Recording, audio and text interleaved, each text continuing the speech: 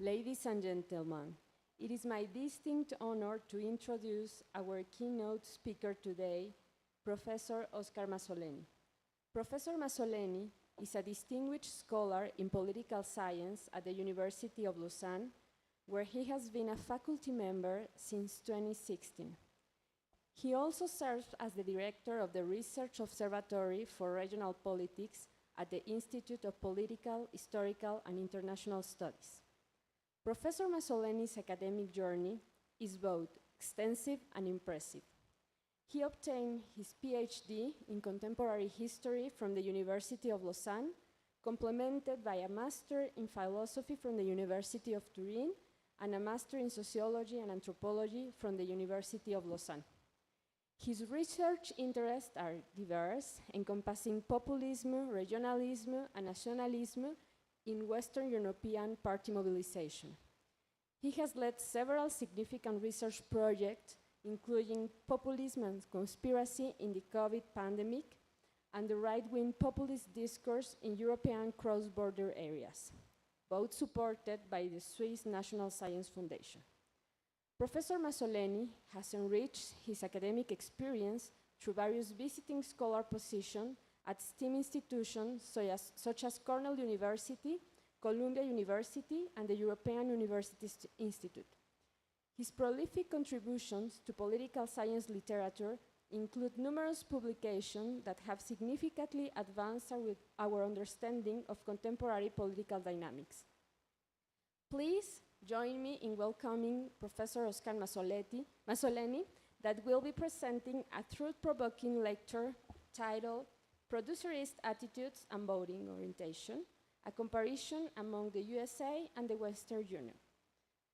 Welcome, Professor Masoleni. Thank you very much. Thank you very much. Please, thank you very much for this invitation. Can you hear me? So yes. I'm really glad to be here. I hope you can hear me.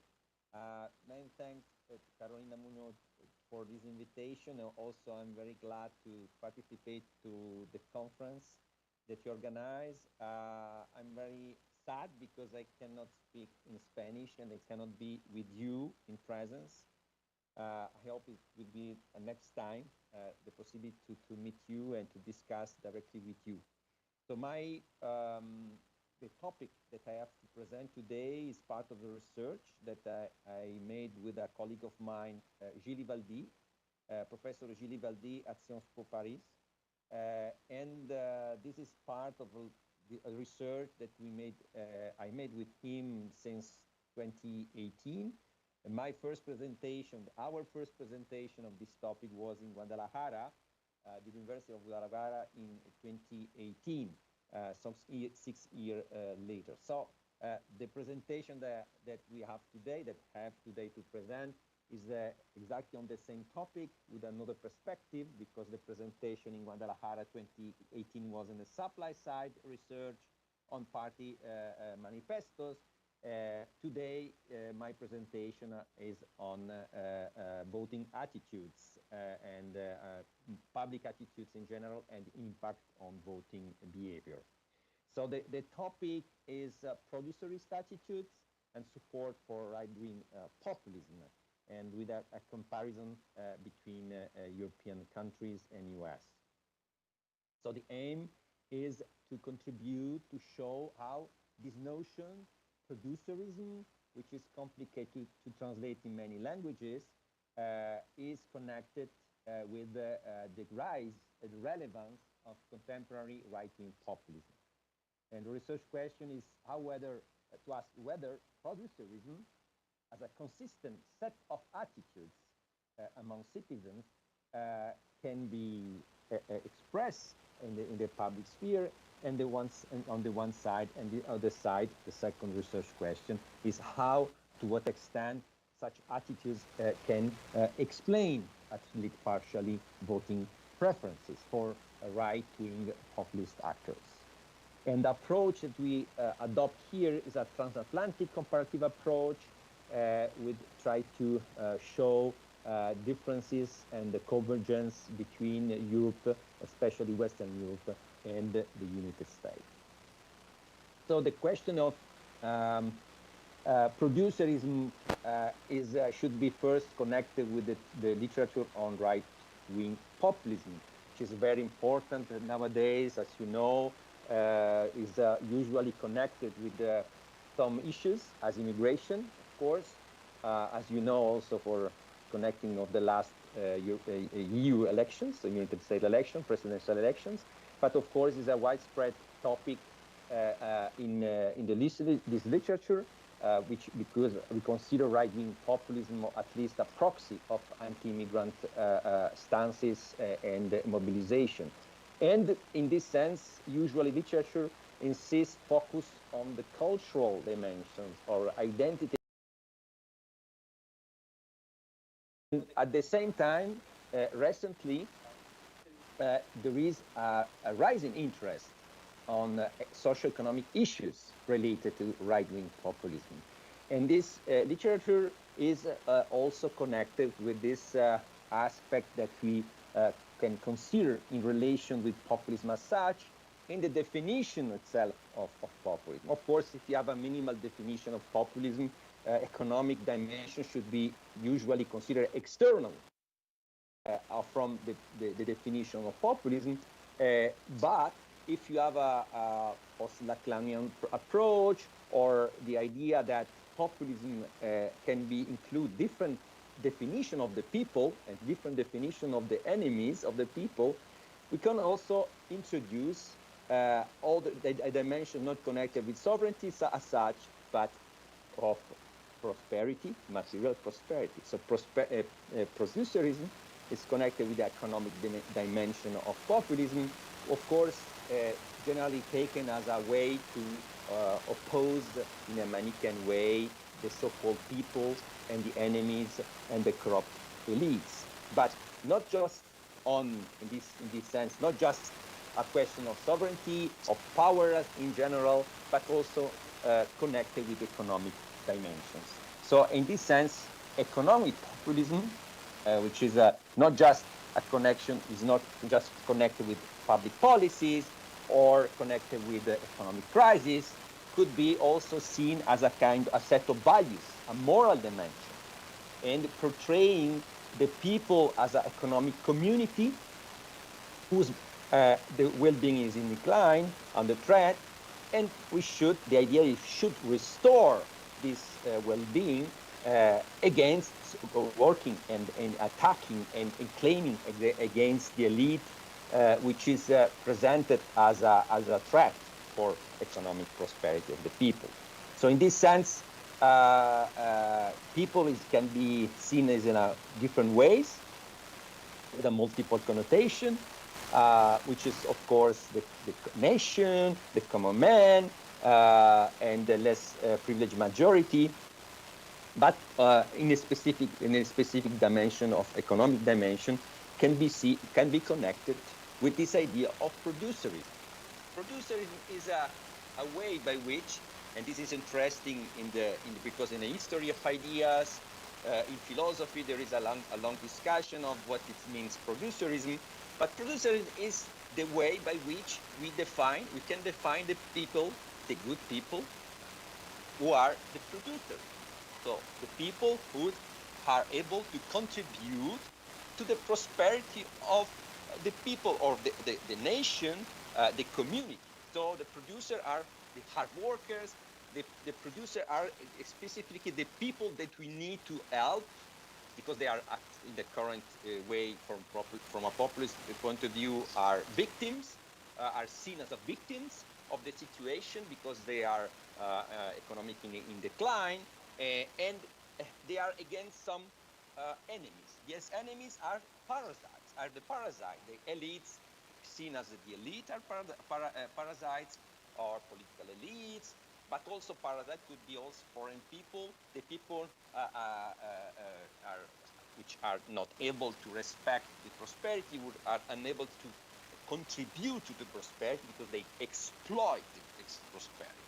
So in this sense, producer is able to introduce a specific content in the definition of economic populism. So defining what is the people and what is it, what the people should change or should change in order to restore the prosperity of the people. And of course, according to this populist claim, the way to restore the people prosperity is to ban, to attack, to criticize parasite or to expel parasite because they exploit, they destroy our prosperity.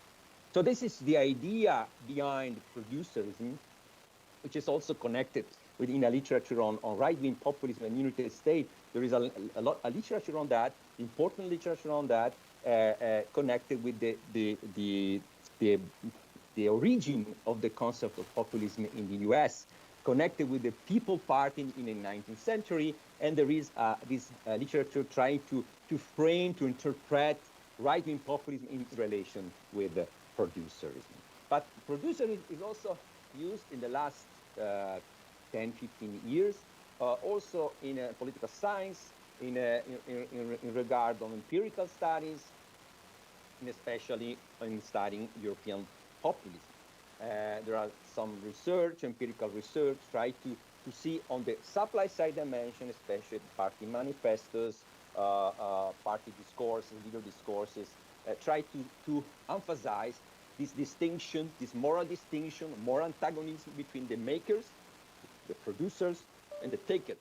The people, they exploit prosperity, undermining prosperity, and this sense is the underserving people especially are stigmatized, are because they are they embody this threat against prosperity, and they, in this sense, they are consumers without getting back. They are entities, people. They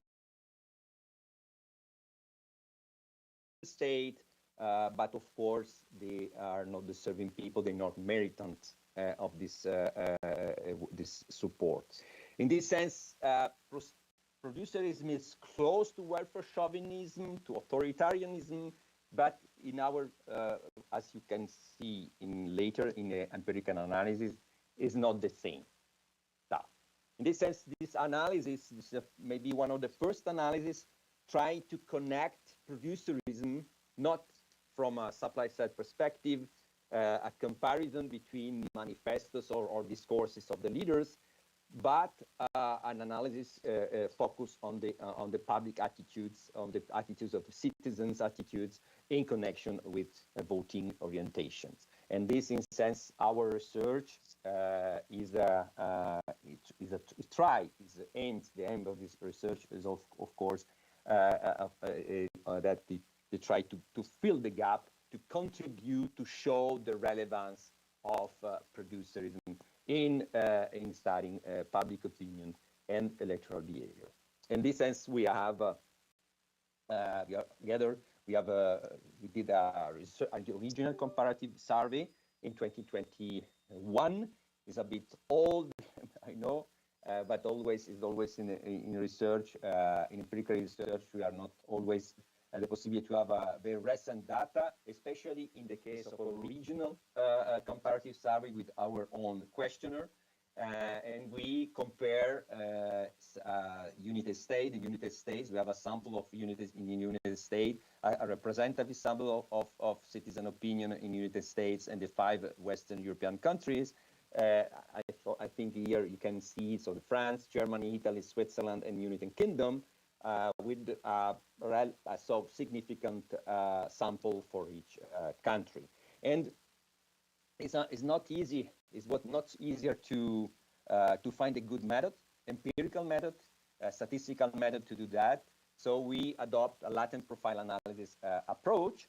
So trying to gather categorical data in creating subtypes. So they create through the response of the citizen some groups. So the idea, the main concept, the main notion was we try to see how citizens focusing to some social groups, workers, political elites, public servants, to what extent they consider these different groups are contributors or exploiters of economic prosperity of the country. So to what extent the perception of socioeconomic groups are seen as a makers or takers, and we connect them with this perception with the work ethic values, so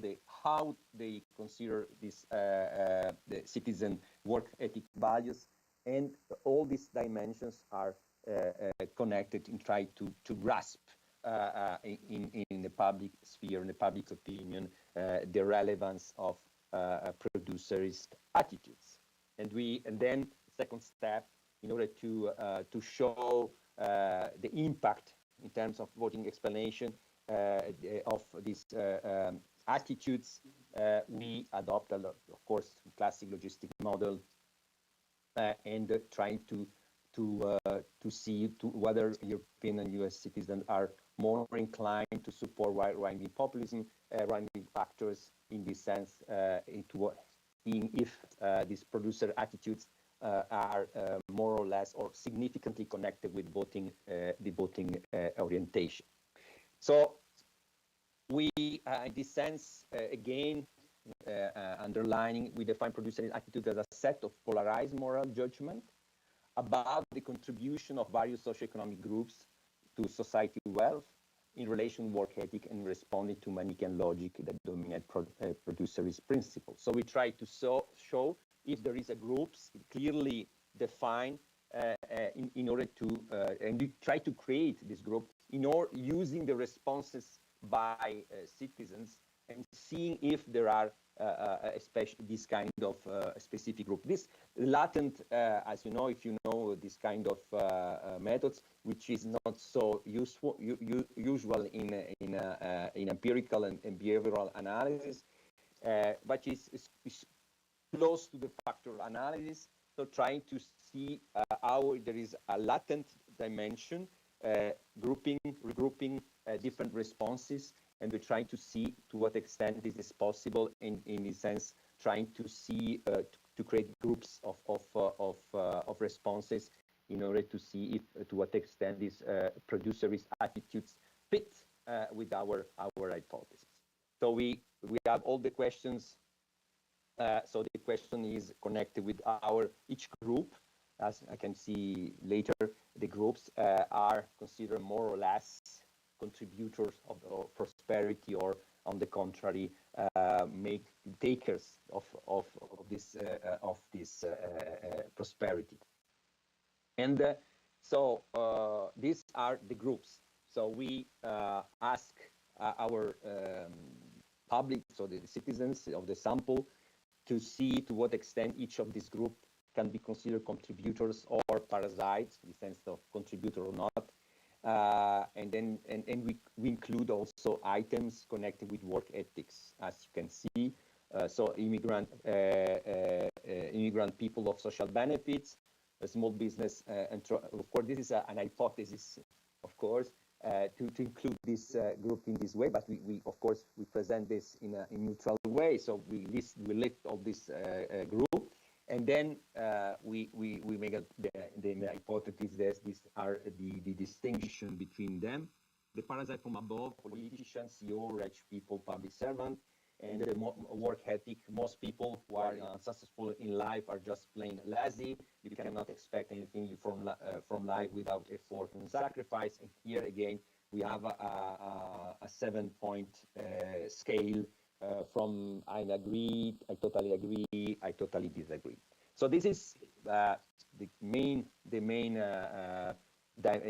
items that we include, and then we have control indicators, because of course, especially in this kind of experimental or exploring analysis, we have also to consider other main important relevant dimensions as welfare chauvinism. So job priority should be given to citizens over foreigners, for instance, authoritarian attitudes, attitudes toward globalization, economic globalization, and economic redistribution, of course, because this kind of dimensions could overlap, partially overlap. Of course, can expect some overlap, and it is important to control the impact of this kind of dimension in order to see whatever producers' attitudes have an important and specific significant impact.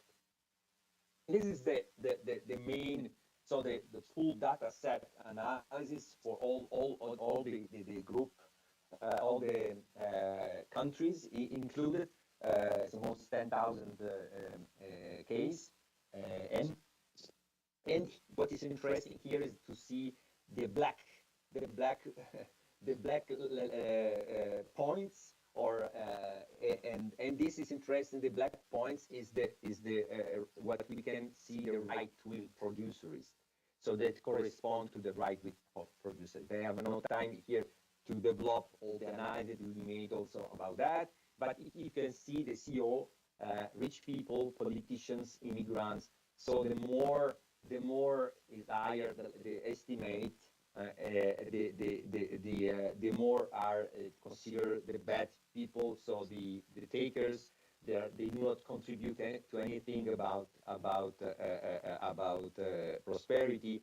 And on the low level, small entrepreneur workers, they are much more relevant in as a producer. So the model of producers. So there is of course we have a kind of hypothesis. This is a general pooled all together, all the context together. Of course, this means also to be a bit superficial, to try to can see if we have no idea if this is the US or European, there are difference or not. We have I present you some other specific the specific case in the later slides. But it's very interesting to see the contrast between the small entrepreneur workers and the rest of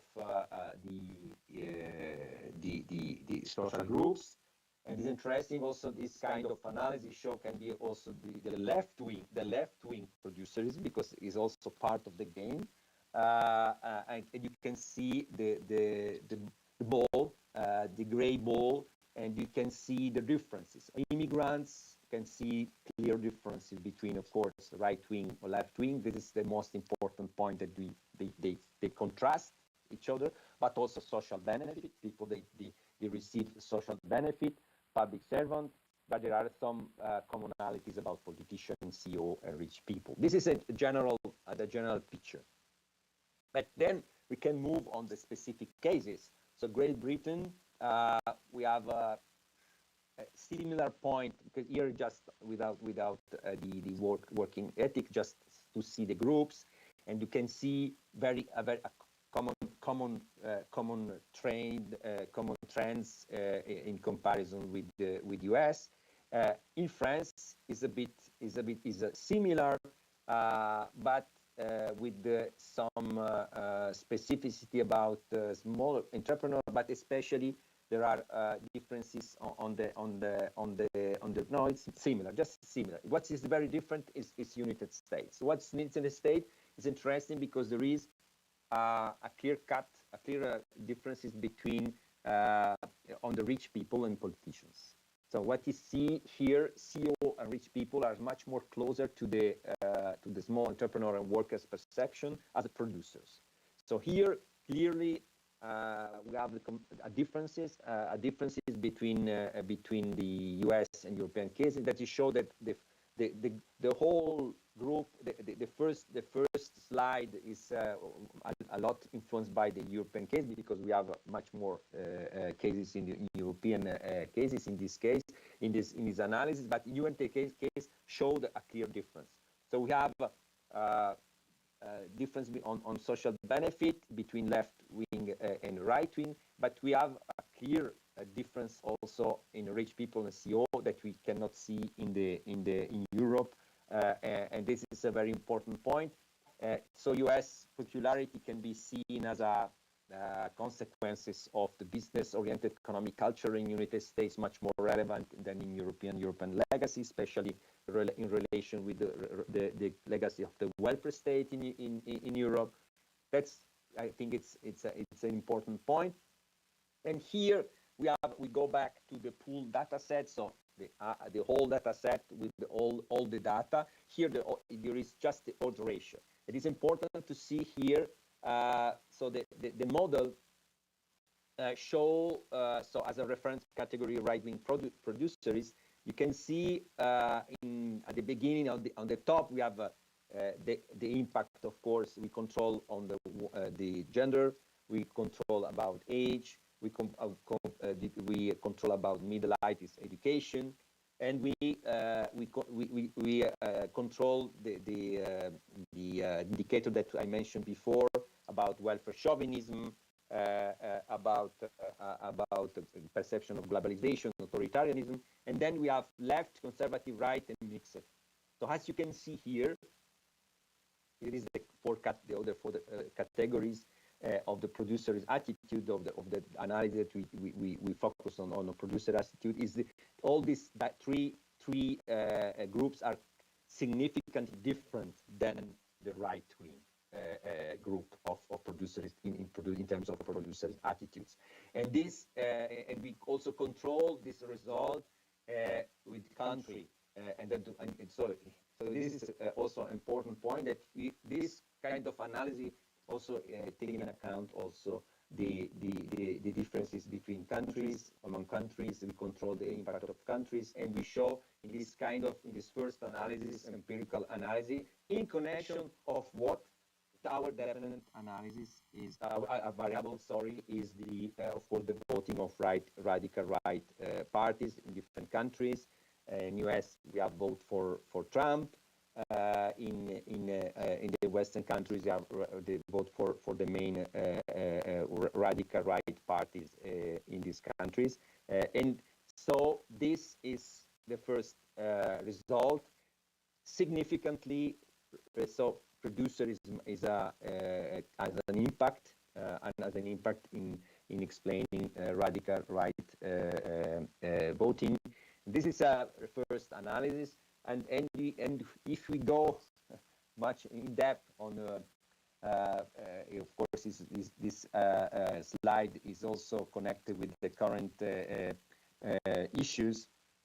Of course, this analysis is made on the 2021 survey, so 3 years ago. We check the contrast, so we ask the people to see whatever they are ready to support Trump or Biden. This is the US samples, and we did the same analysis. So we did the same analysis with a focus on US, and this is much more interesting because the all data together create a kind of abstract result maybe. And what we show is not just in the single European countries it works, but it works also in the case of US. So independently from all these dimensions that I mentioned before, age, gender, education level, welfare chauvinism, authoritarian economic redistribution, and globalization, so the impact of producerism is relevant and significantly has a significant impact on voting intention. And that's a very important point, I think, in order to evaluate the relevance of producers' attitude in explaining voting behavior, or at least voting orientation, for radical right politics. So that's I can just have a brief discussion. Leaving time also for I hope some question that you can have, I hope.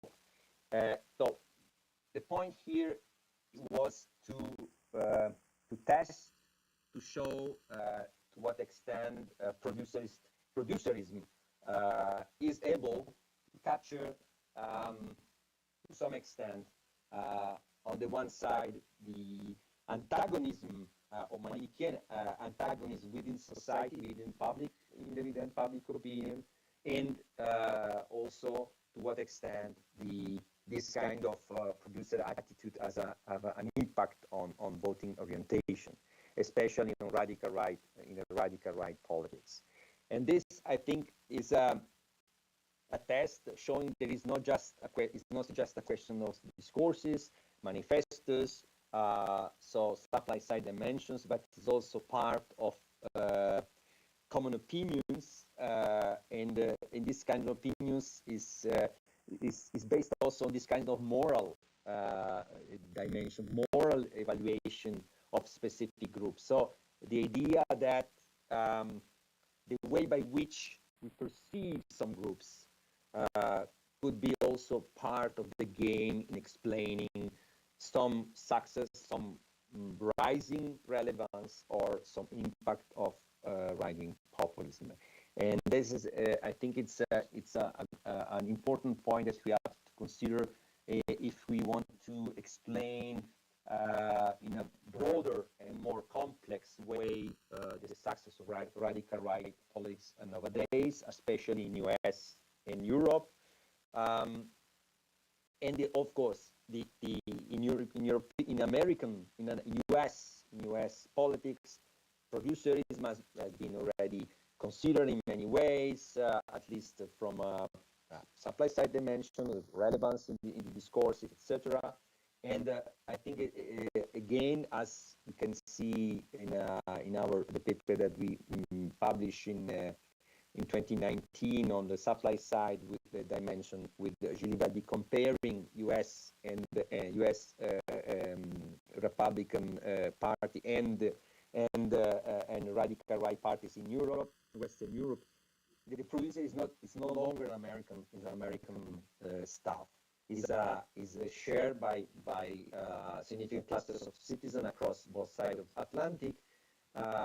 Of course, with specific variation, I remember and underline the difference of perception of rich people in US in comparison with Western Europe. We can maybe consider that in the explanation of the Trump view or Musk view, whatever, in this sense, from a Republican point of view, for the voters supporting Trump in the last elections.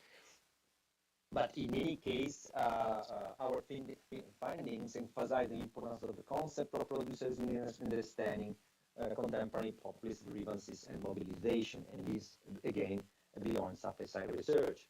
And I think also this analysis show that populism should not be considered just a generic notion as a attack against the elites, corrupted elite, and the fight for sovereignty or national sovereignty, which is of course important relevance point. Is populism is also part of the game and a part of the fight for prosperity, material prosperity, and this is not just a question of public policies. It's also a moral grievances. It's all a way by which the people judge the other social groups, and also the way by which they shape in their own mind, in perception, the antagonism within society, which is not just an antagonism between people they have political power against the people they are not political power. It's also a question about economic wealth, economic prosperity, and this, in sense, is important to connect also producers, not just on right-wing populism or right-wing populism, but could also consider with other ideologies or left-wing ideologies. And of course, my sad statement, the last but not least consideration, is we have no idea about what in Latin America happened from this point of view, to what extent producerism it could be considered, if to what extent can have an impact also in the public perception and in voting behavior, because of course we should have another comparison, another service, in other analysis, in order to show, of course, to test more deeper and further our analysis, which is only, unfortunately, limited to US and Western Europe. Thank you very much for your time.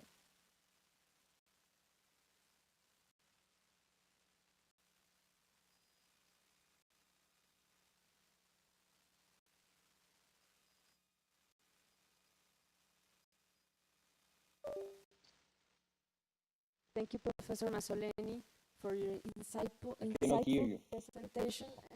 No puede escuchar, si nos ayudan. ¿Listo? Yes.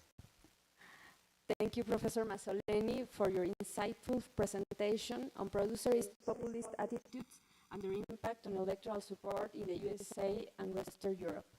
Your analysis has provided us with a deeper understanding of how socioeconomic values influence contemporary populism. Before we open the floor to questions, I would like to highlight some key points from your research.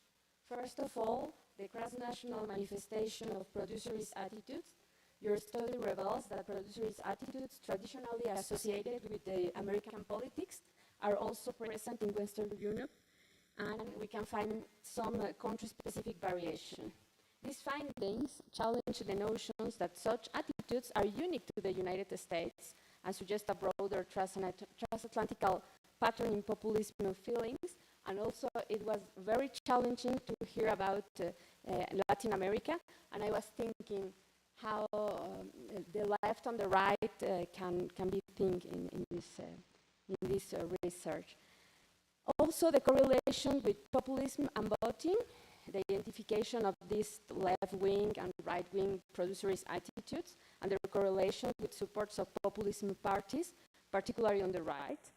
And this underscores the importance of the socio-economical factors in the shaping political preference and the appeal of populist movements, and specifically to just the attitudes. With this observation in mind, I would like to pose you some questions in a way to explore further your findings. First of all, could you elaborate on a specific country this kind of variation and how this variation influence the strategies of the populist parties, thinking in the different national context? Also, given the prevalence of the producerist attitudes among these populist supporters, how might this influence the policy agency of the populist parties? I was thinking in this challenge that represents the methodology and theoretical difficulties to study America and Europe, because I think that can give us some kind of way to think then Latin America. And also, you work with a Likert scale, and I was thinking if that is enough to think the non-productive groups and the narrative specifically of these non-productive groups, or if you were thinking like go deeper in other ways. And in Latin America, I was thinking really in left-right wing. That makes sense to think of this cleavage about producerism, to think the left populism wing in Latin America? I hope I understand enough, because there is a kind of problem noise and I'm sorry, technical problem. But I think one of the points, if I well understood, is that the left-wing producerism and how it is how is this and how it expressed and how it could be relevant. I think is one of the key elements today, because look at the U.S. election and the Democrat failure in U.S. One of the discussion in this kind of unsuccessful elections was the difficulty of the Democrat Party to deal with working people, working class, and there's a kind of cleavage between educated people. They are usually more supportive for Democrat Party, Social Democrat Party, Socialist Party, left-wing party, everywhere in the world. US is Democrat Party. And the right wing is much more working class supporter. And one of the key points is the education. But if the education is also connected with the ideology of merit, the ideology of merit within this kind of way is that the fact that the people are meritant because they are educated, because they have sacrificed their time in order to go to the university, to be educated, to be able then to deal with the globalization, the challenge of labor market, open labor market, etc. And the point here, producerism is exactly the contrary. It's based on the idea that the merit is not based about the education level or education sacrificed in order to have achieved a diploma, a university level, but it's about work, hard work. So people that cannot have non-educated people, they achieve hard work and they should achieve results. They should achieve prosperity because they are hard workers. So it's a two completely different way to see the merit, to evaluate the merit. And this is, I think, one is the reason of the success of the connection between right wing and voting and less connected. This is less connected with the democratic, especially as in US. You can see that. So the left wing producerism, which is not defined in a clear way, because of course there is mixing where it's not connected with the Democrat voting. So this point, this contrast, what is the merit? How the people achieve merit to be part of the group of the society in which we are? Is the merit because the merit is also the education is. There is a lot of analysis in Europe as well about the loser and winner of globalization. But loser and winner of globalization are based on education again. So the producerist vision is nowadays is the way by which the right wing politics contrasts, introduce an alternative one toward the education as a way to be successful and to be winner. So that's my interpretation of this kind of result. So we are partially explaining also the failure, also the socialist party or social democrat or democratic party in US, because they are developed more and more. They are very connected with this idea. Take for granted the idea that the merit is the people they are well educated and not just people they work in a factory with 10 hours with manual work. So the manual work, hard workers, this kind of discourse is also connected with the fact that these parties are supported by workers and wage workers, and this is a part of the problem. So I'm sorry if I promise to understand all the questions. Sorry.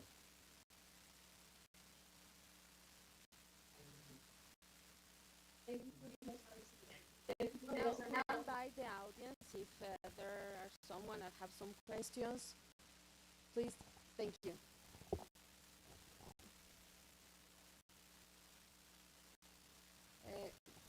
Over there.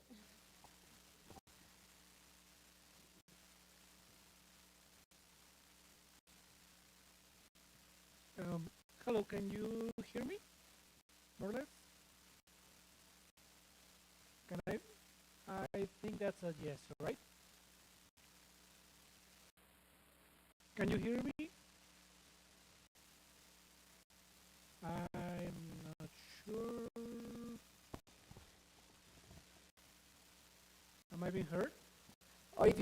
come here?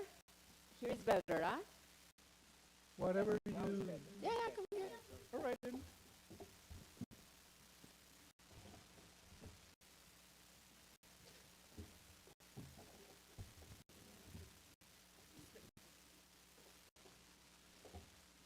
Hello, am I heard now?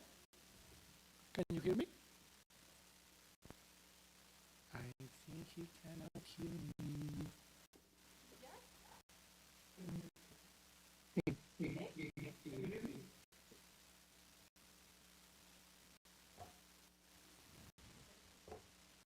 Am I heard? Could you please raise your hand if you can hear me? Yeah. Right. So, well, first of all, sorry if my language is not so good. First of all, I would like to thank you for this idea of productivism, because I think it helps a lot, because it can make sense of something that it could be, I don't know how to say it, like hard to understand, because thinking about this middle class that is supportive of populism, for example, sometimes it's hard to explain how come they can distrust both the lower class, I'm thinking of especially about the migrants, and also the upper class at the same time. So it's a good way to begin to figure that out. However, I was wondering if it couldn't be, I'm not trying to say it rudely or anything like that, but couldn't it just be this as discourse, I mean as speech? My idea comes from the fact that frequently in the political stories, the economy turns out to be more like a pretext than really a cause. For example, here in Mexico, we see that those who support the official party, usually they say that the economy is doing very well, and those who dislike the current party, they say that the economy is the worst thing ever. And also, for example, when I was studying this subject, I found that there's a strong relationship, and I mean a statistical relationship, between the approval of the government and the perception of the economy, but not the reality of the economy. I mean, if I change the perception of economy for objective data of the economy, the relationship simply disappears. So everything points to the idea that the people can have preferences, and when they are forced to explain why, they usually say something about the economy, right? And for example, in the recent elections in the United States, it's also very funny, because the economy in general, objectively, is not so bad, but however, seems to be what everyone say that they care about. So I was wondering, couldn't it be just a speech? Because I think it's possible that simply the people dislike certain groups, maybe for reasons that are behind this idea of productivism, and they simply find a way to justify or to almost as a pretext to dislike these special groups. Just to close my intervention, I was thinking, how do they know if those people work hard or they are, well, it's a little like a free rider. I mean, how do they know that the immigrants do not work hard or they are free riders? How do they know any actually? Do they search for data? How do they know it, right? Because I have the suspicion that maybe they just dislike these groups, maybe for reasons that are behind, and they found a way to justify it, to say something out of their mouth that sounds legit, let's say it. Of course, that doesn't mean that this idea is irrelevant per se. Maybe it's just like a chain of causality. I mean, this could be like the last link in a change, but the cause maybe, there may be causes behind of that ultimately take that shape. I'm thinking like in the funnel of causality, that producerism may be one of the last steps, but there could be steps behind. And especially I was wondering, in general, couldn't it be just speech? Can I respond? Yes, please go ahead. Thank you very much for this question. So, moral economy is a concept. Hello, can you hear me? Hear you. So the concept of moral economy went back to the study of the UK working labor. So it was the idea in the working class in the 19th century. Thompson is an historian working, introducing in the concept of a moral economy. The moral economy is a kind of Weltanschauung, is a kind of mentality which is able to create community. Creating community is how you can create community. Of course, it's a social belonging, but also moral and values. So what we think we try to do with that is the moral economy of populism is not just a way to convince individuals as atomistic entities, but to see how, to what extent community can be built through these values and the moral view. So what is good, what is bad in society. It's about emotion on the one side, of course. It's about moral views. It's about judgment of politicians and social groups. It's all together. But the point is, morality has not to do with empirical evidence. It's something to do with belief. Look at how you believe to something without an empirical evidence of something. How you can see to see this group are a group of hard workers. It's just a belief. It's a social construction. It's about the way of the people belong. The people working class is positive. It's a value first. It's a value and not an empirical evidence of a group. So in this sense, the perception is part of different dimensions. I think we have to going back to see much to see in a more in-depth way, or an empirical way, what it means in terms of beliefs, values, perception, to all together. It is not a cognitive dimension. It's not about what we know with an empirical, in terms of empirical evidence. It's about belief. It's about values. In this sense, they do not how the hard workers are. It's not relevant. It's the positive way. So the idea that workers, working class is itself is a proxy of hard workers. Everywhere are the people they work. Also, they are unemployment people. Also, they are the benefit of social subsidies. If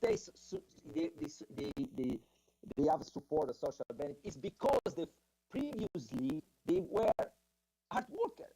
So this is there's nothing to contradict that. It's not a counterfactual view. So this is, in this sense, is a very strong vision. And if you are not a counter narrative, in order to deconstruct that, it's very difficult to challenge this vision. And there is a kind of so right-wing narratives are very strongly connected with that. And in order to build the idea, there are immigrants. They should not benefit from social benefit. They take our jobs. They take everything for us.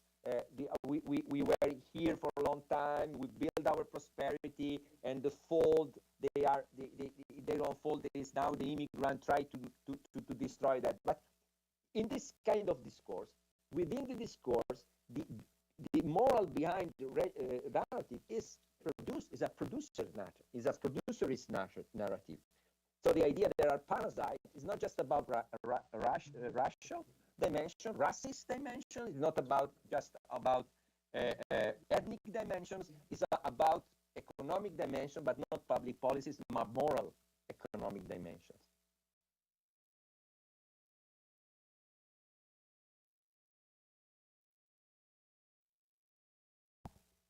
Thank you very much. I was thinking if the Likert scale was enough because of this gap between the perception and the reality. And if you are thinking to deep in this narrative of the non-productive groups outside the liquor scale, but because I think that will be very interesting to hear the real discourse of the people. Well, I took the microphone. Of course, what I say here is purely quantitative and try to do a questionnaire. We should ask the people directly doing some ethnographic analysis. But look, the first analysis of some research on the Tea Parties, Tea Party in US by anthropologists especially, trying to show why some group of people in US, in some part of US, especially in the Belt region, they vote for Trump. They are supportive of this kind of idea that we need to reduce taxes. At the same time, the people they insist to reduce taxes. They are people they could benefit from the state subsidies. So you want state subsidies, at the same time you share the idea that you have to reduce taxes. So it's a contradictory point of view, so political anthropologists see that. But how we can manage this contradiction? Why the people perceive? So judges, they say we need reducing taxes. At the same time, if I reducing taxes, I have less money for me. But the behind argument was first the money they use at the moment. They send the money to unmerited people, to underserving people. So this money should not go to these groups, but our group. But if because I do not trust the government, I think this money never come to me, and because public servants, again, the public servants are responsible to use in a bad way this money. So finally, immigrants and public servants are responsible for the problem. They are parasites, and I prefer use taxes in order to take my money, and at least the few monies, because I do not trust public servants and immigrants. They do receive money, etc. But the argument behind, the narrative behind is I'm a producer and they are parasites. So this argument, so the approach on producerism is also connected to some research, previous research in anthropology, ethnographic research, especially maybe in US, trying to connect this contradictory vision and apparently contradiction in the view of the people, dealing with this kind of issues. Thank you very much. If anyone have another question, please. No? Well, thank you very much, Professor Masoleni. Thank you very much for this interesting conference. Well, I hope we will develop some this research here in Latin America also. One is interesting to collaborate and for a comparative analysis in Latin America and in Mexico in particular on this kind of topics. I'm very happy, and I hope we can keep in contact for that also. And thank you very much again for the invitation.